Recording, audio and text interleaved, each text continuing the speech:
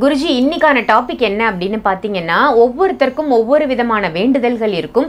அந்த வேண்டுதலுக்காக நிறைய பரிகாரங்கள் செஞ்சுருப்பாங்க. ஒவ்வொரு பரிகாரமும் எனக்கு கண்டிப்பாக இது நிறைவேறிடும்னு யோசிச்சு செய்வாங்க. நிறைய பேருக்கு அது நிறைவேறிடும், ஒரு சில பேருக்கு நிறைவேறாது. இந்த மாதிரி பரிகாரம் செஞ்சும் தங்களுடைய வேண்டுதல் நிறைவேறலை அப்படின்னா அதற்கு ஏதாவது வழிமுறைகள் இருக்கா தன்னுடைய வேண்டுதலை நிறைவேற்றிக்க? எல்லாமே நடத்தி கொடுக்கணும்னா இறைவன் கிடையாது, படைச்சவன் மேலே ஒருத்தர் இருக்கான். நம்ம சராசரி மனுஷன் தான்.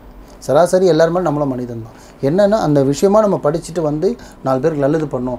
எனக்கு மட்டுமே தெரிஞ்ச விஷயத்தை எனக்கு மட்டுமே நல்லது பண்ண ஈஸியான மெத்தடில் உங்களுக்கு என்ன சொல்கிறது, ரொம்ப ஈஸியான மெத்தடில் ஆத்மாத்மமாக இதை செஞ்சிங்கன்னா 100% நடக்குமா. மாரி மாதாம்மாவுக்கு வந்து பார்த்திங்கன்னா கொடியேற்றம் பண்ணிவிட்டு சில பேர் நடப்பாதை பண்ணுறாங்க. இது இறைவனுக்காக பண்ணுறது, எனக்காக இந்த விஷயத்தை முடிச்சு கொடுன்ற மாதிரி மனசில் நல்லா ஆத்மாத்மா வேண்டிக்கிட்டு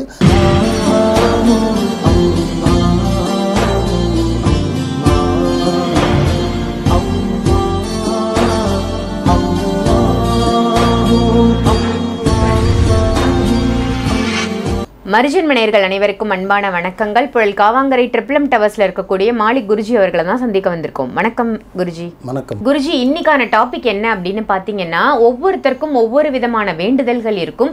அந்த வேண்டுதலுக்காக நிறைய பரிகாரங்கள் செஞ்சுருப்பாங்க. ஒவ்வொரு பரிகாரமும் எனக்கு கண்டிப்பாக இது நிறைவேறிடும்னு யோசிச்சு செய்வாங்க. நிறைய பேருக்கு அது நிறைவேறிடும், ஒரு சில பேருக்கு நிறைவேறாது. இந்த மாதிரி பரிகாரம் செஞ்சும் தங்களுடைய வேண்டுதல் நிறைவேறலை அப்படின்னா அதற்கு ஏதாவது வழிமுறைகள் இருக்கா தன்னுடைய வேண்டுதலை நிறைவேற்றிக்கிறதுக்கு? நல்லா கேட்டிங்கம்மா. நிறைய பேருக்கு இப்போ பிரச்சனையே அதுதான். பையன் இந்த பாய்கிட்ட போனேன், அது செஞ்சேன் நடக்கலை, இந்த சாமியார்கிட்ட போனேன், இந்த பரிகாரம் பண்ணேன், என் ஒய்ஃபை வரைக்கிறதுக்காக பண்ணேன், கடன் தீர்றதுக்காக பண்ணேன், கடன் சுமையை குறைக்கிறதுக்காக பண்ணேன், இல்லை இடம் வாங்குறதுக்காக பண்ணேன், இடம் விற்கிறதுக்காக பண்ணேன், இல்லை என்கிட்ட இந்த மாலிக் பாய்கிட்ட வந்து நிறைய பரிகாரம் பண்ணி கூட நிறைய கேஸ் நடக்காமல் இருந்திருக்கு. ஏன்னா எல்லாமே நடத்தி கொடுக்கணும்னா இறைவன் கிடையாது, படைச்சவன் மேலே ஒருத்தர் இருக்கான். நம்ம சராசரி மனுஷன் தான். சராசரி எல்லாருமே நம்மளும் மனிதன் தான். என்னென்னா அந்த விஷயமா நம்ம படிச்சுட்டு வந்து 4 பேருக்கு நல்லது பண்ணோம். எனக்கு மட்டுமே தெரிஞ்ச விஷயத்தை எனக்கு மட்டுமே நல்லது பண்ணிக்க முடியாது, பண்ணவும் கூடாது. செல்ஃபிஷ்னு சொல்லுவாங்க. அது நம்ம மற்ற பேருக்கு பண்ணணும், நம்ம நாடி வரவங்களுக்கு நல்லது செய்யணும்னா பரிகாரமாக செய்யுது. அது எல்லாமே நடக்குமான்னு கேட்டால் நடக்கும். சிலது தாமதமாகும், சிலது உடனே நடந்துடும், சிலது நடக்காது. எதிர்பார்ப்பும் இருக்குது சில மனுஷனுக்கு.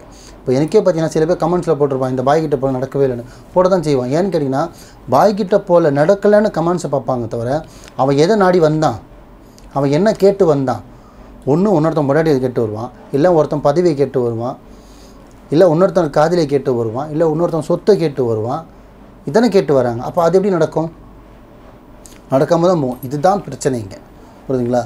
ஸோ நிறைய வேண்டுதல் வச்சும் நடக்கலை, நிறைய பரிகாரம் பண்ணி நடக்கலை. இதுக்கு என்ன பண்ணலான்னா ரொம்ப ஈஸியான மெத்தடில் உங்களுக்கு என்ன சொல்கிறது, ரொம்ப ஈஸியான மெத்தடில் ஆத்மாத்மமாக இதை செஞ்சிங்கன்னா 100% நடக்குமா. அப்படிப்பட்ட ஒரு விஷயமா ஒன்றும் இல்லை. இப்போது திருப்பதிக்கு நடப்பாதை போகிறாங்கல்ல, அவங்களுக்கும் சரி. இப்போ பழனிக்கு சில பேர் நடப்பாதை போவாங்க. இப்போ கூட பார்த்திங்கன்னா இப்போ ரீசெண்டாக ஸ்டார்ட் ஆக போகுது. மாரி மாதாம்மாவுக்கு வந்து பார்த்திங்கன்னா கொடியேற்றம் பண்ணிவிட்டு சில பேர் நடப்பாதை பண்ணுறாங்க.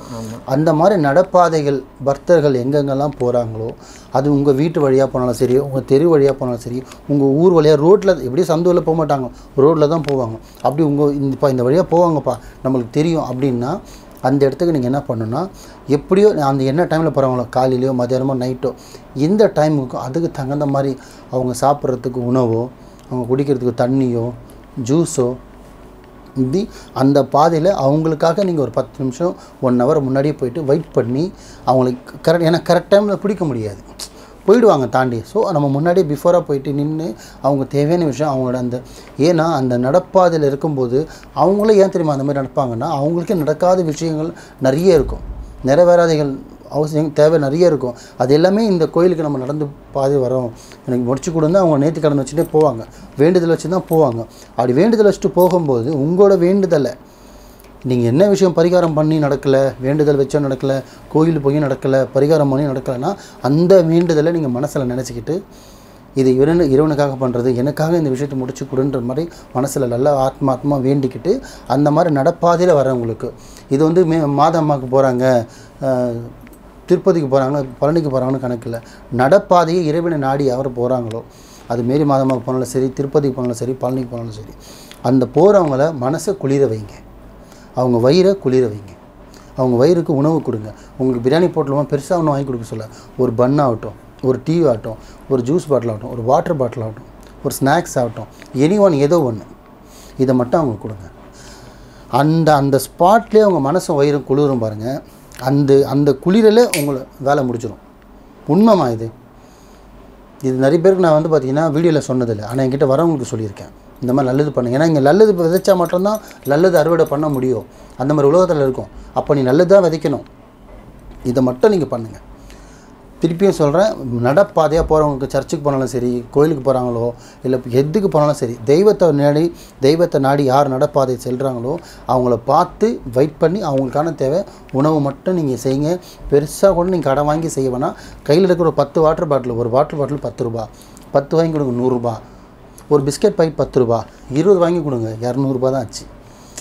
ஒரு பன்னு 10 ரூபா, ஒரு 30 பன்னு 300 ரூபா தான் ஆச்சு. ஆனால் அந்த 30 பேரை நீங்கள் மனசை குளிர வச்சுருவீங்க. 30 பேர் பசி ஆத்துருவீங்க. ரொம்ப பெரிய கணக்கு இல்லை. 50 பிஸ்கெட் வாங்குங்க, 500 ரூபா தான் ஆச்சு. 50 பேர் மனசை அந்த நேரத்தில் வயிறு கொஞ்சம் பசி ஆண்டுரும். ஏன்னா அவங்க வெயிட்டு தூக்கி நடக்க மாட்டாங்க. எதுக்காக இது ரொம்ப துல்லியமாக சொல்கிறேன்னா, நடப்பாதை நடக்கிறவங்க வெயிட்டு தூக்க மாட்டாங்க, நடக்க முடியாது. அவங்களோட ஒரு துணியை மட்டும் தான் வச்சு நடப்பாங்க. போகிற வழியில் சாப்பிட்டுக்கலாம். ஏன்னா போகிற இடத்துல அவங்க சாப்பாடு அந்த கிராஸ் பண்ணும்போது டைமிங் கிடைக்காம போகலாம், சாப்பிடாம போகலாம். ஸோ இந்த மாதிரி நீங்கள் நடுவிலே கொடுத்துட்டிங்கன்னா அவங்க பசி நீங்கள் கொடுக்குற உணவில் அடங்கிடும். அப்போது அந்த துவானா அந்த வாழ்த்து உன்னை மட்டுமே சேரும். ஸோ நல்லது நடக்கும். அதனால் இதை மட்டும் பண்ணுங்கள். வேறு எதுவும் பெருசாக வேணால் மெயினில் வச்சுக்கோங்க. இப்போ கூட பார்த்திங்கன்னா இந்த வாரம் வர வெள்ளிக்கிழமை பார்த்திங்கன்னா மேரி மாதாமாவுக்கு பார்த்திங்கன்னா கொடியேற்றம் நடக்க போகுது. இதுக்கப்புறம் நடப்பாதையில் வேளாங்கண்ணிக்கு செல்வாங்க. அந்த மாதிரி செல்கிறவங்க கூட அந்த சைடில் இருந்தீங்கன்னா தயவு செஞ்சு பண்ணுங்கள். மனசில் நல்ல எண்ணத்தோட நீயத்தைனா நல்லா வேண்டிட்டு ஆத்மாத்மமாக இது செய்யுங்க. நல்லதே செய்யுங்க, நல்லதே நடக்கும். சிறப்பு. ரொம்ப சிறப்பாக சொன்னீங்க குருஜி. என்னென்னா இதை மாதிரி நடைபாதையாக செல்லக்கூடிய பக்தர்களுக்கு நம்ம உதவிகள் செஞ்சோன்னா நம்மளுடைய நிறைவேறாத பிரார்த்தனை கூட பரிகாரத்தினால நிறைவேறலனாலும் இந்த மாதிரி விஷயங்களால் நிறைவேறும் அப்படின்னு ஒரு சூப்பரான தகவலாக கொடுத்துருக்கீங்க. நன்றி குருஜி. நன்றிம்மா.